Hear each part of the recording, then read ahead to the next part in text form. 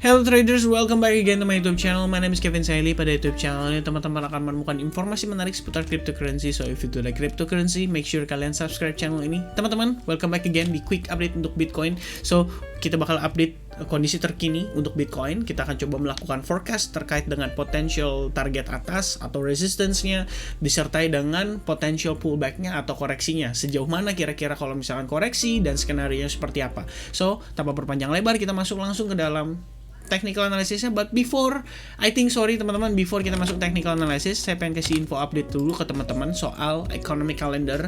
Jadi di pekan ini itu sebenarnya ada news data yang menurut saya cukup penting, yaitu non-farm payroll dan unemployment rate. Jadi buat teman-teman supaya lebih gampang, setiap kali kita ganti bulan, di hari Jumat bulan pertama itu udah di hari Jumat minggu pertama itu udah pasti ada data non-farm payroll atau unemployment rate. Karena ini merupakan data ekonomi yang paling ditunggu-tunggu oleh para pelaku pasar, karena tentunya ini langsung berhubungan dengan kondisi dolar Amerika Serikat.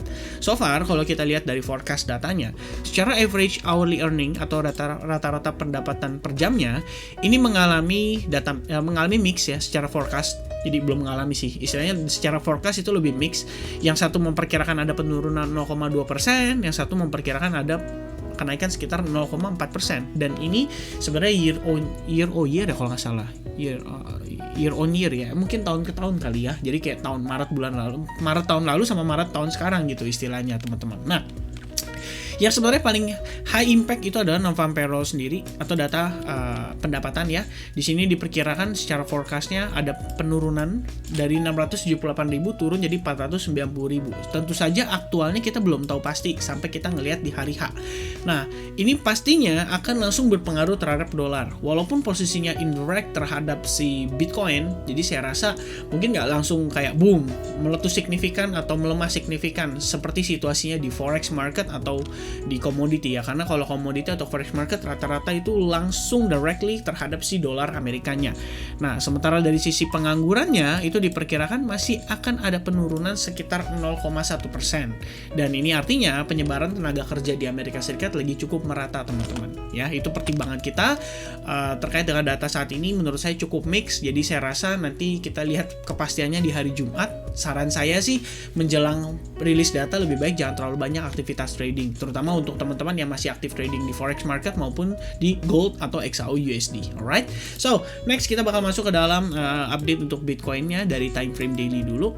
Ini sementara saya pengen kasih lihat ke teman-teman. Jadi saya ada sedikit melakukan trailing stop loss. Ini adalah update terakhir saya ya, sekitar lebih kurang ini yesterday atau kemarin sekitar jam 3:31 pagi. Jadi saya ada memberikan quick update. Saya trailing stop loss long Bitcoin saya ke range kisaran 44.100. Nah, rencana saya pengen tambahin lagi teman-teman, karena secara closing 2 hari terakhir itu memberikan base yang menurut saya cukup baik untuk kondisi Bitcoin. Ini terakhir saya posisi entry long di 42.500 dan masih saya maintain. Nah, sekarang teman-teman situasinya, yang saya perhatikan adalah kita berhasil maintain di atas Fibo 61,8% ya, dimana ini saya tarik garis Fibonacci-nya dari lowest di kisaran 2021 dan highest di kisaran 2021 atau all time high dia terakhirnya. Nah, sementara terakhir waktu kita ngelihat dia pullback, kita ngedapetin tahanan di kisaran 78,6%. Ini seperti yang terakhir kita sempat discuss juga pada time frame weekly di Bitcoin ya teman-teman. Jadi kalau misalnya teman-teman ingat nih kira-kira tahanannya ya, cuma ini kan based on logarithmic chart, dan di sini non logarithmic chart, jadi little bit ya kita bisa dapetin informasi short term yang lebih akurat lah.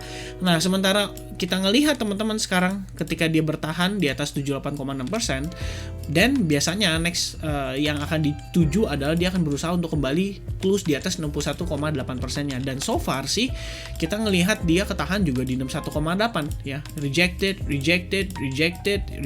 ya kan, udah beberapa kali teman-teman, dan finally kita berhasil break dan close di atas level tersebut. That's why untuk saya personally saat ini stop loss long Bitcoin saya maintain di atas 44.500 dolar lebih kurangnya teman-teman. Nah, selain daripada si Fibonacci retracement sendiri, yang menurut saya cukup menarik adalah dari segi moving averages-nya ya. Baik itu dari yang 21 periodenya, 55 ini untuk exponential moving average, dan juga untuk simple moving average 100-nya itu rata-rata sekarang sudah mulai terjadi bull cross. Artinya memang di sini menurut indikator sendiri menyatakan bahwa kemungkinan Bitcoin bisa rally cukup signifikan. Nah, ini yang jadi pertanyaan kita berikutnya. Target terdekatnya rally-nya kemana? Nah, ini akan kita coba lakukan analisis menggunakan teknik Fibonacci, bukan menggunakan teknik sih, menggunakan tools Fibonacci extension. Jadi buat teman-teman sekalian buat belajar ya istilahnya, saya akan gunakan Fibonacci extension. Saya akan tarik dari lowest-nya ke wave satunya dia di sini ya, dan juga kita akan gunakan rally-nya dia atau initial rally-nya dia, yaitu di kisaran wave 2 pada minor subwave ini gitu. Karena saya pengen tahu sekarang dari segi dia punya dia punya potential target terdekatnya itu sejauh mana gitu ya. Nah, kalau misalkan kenapa sih mungkin ada teman-teman yang akan nanya kayak kenapa sih kok nggak narik dari yang paling bawah di sini gitu. Oke, simple penjelasannya gini teman-teman. Karena kalau misalkan secara rally sendiri, baru ini saya hilangin dulu ya. Karena secara rally-nya sendiri itu bukan terjadi dari sini teman-teman ya. Jadi ini kemungkinan adalah initial bottom-nya. Ini ya initial bottom atau lebih tepatnya kayak major bottom-nya lah ya. Karena ini kita menarik menggunakan wave 2 yang benar-benar major atau minor ya, minor saya rasa, karena secara keseluruhan pergerakan ini mungkin saja baru kita definisikan sebagai wave 1 nantinya teman-teman, istilahnya kan begitu. Jadi masih ada yang minor ya, ada yang minor movementnya, which is ini wave 3. Nah, di dalamnya lagi itu masih ada subnya lagi yang lebih kecil. Jadi kayak wave 3, wave 4, baru wave 5, baru dia finishing wave 3 gitu. Nah, ya terserah deh teman-teman dibilangnya itu minor atau apa, tapi at least teman-teman tahu lah ya gambaran yang saya maksudkan gitu. Nah, balik lagi ke kenapa Fibonacci extensionnya nggak saya tarik dari sini gitu. Kenapa nggak saya tarik dari sini gitu. Kenapa saya tariknya dari sini? Oke, ini sedikit penjelasannya teman-teman. Pertama, initial rally-nya kita di sini jelas ya, wave 1. Oke, ini signifikan sekali. Lalu kita mendapati pullback yang cukup majornya. Nah, cuman setelah ini rally teman-teman, ini kan kita ketahan. Oke, failed untuk langsung breakout. Kalaupun kita tarik dari sini, ini juga failed. Ya. Kita tarik dari wave 2 yang di sini, ini confirm. Kenapa? Kalian bisa lihat teman-teman. Penguatan, speed bump a little bit, and then boom, boost ya. That's why itulah reason saya menggunakan Fibonacci extension. Saya tarik dari lowest-nya. Oke, so kita ambil data dari lowest-nya, terus kita tarik ke highest-nya sekitaran bulan Februari 2022. Ini kan highest 2022 teman-teman ya.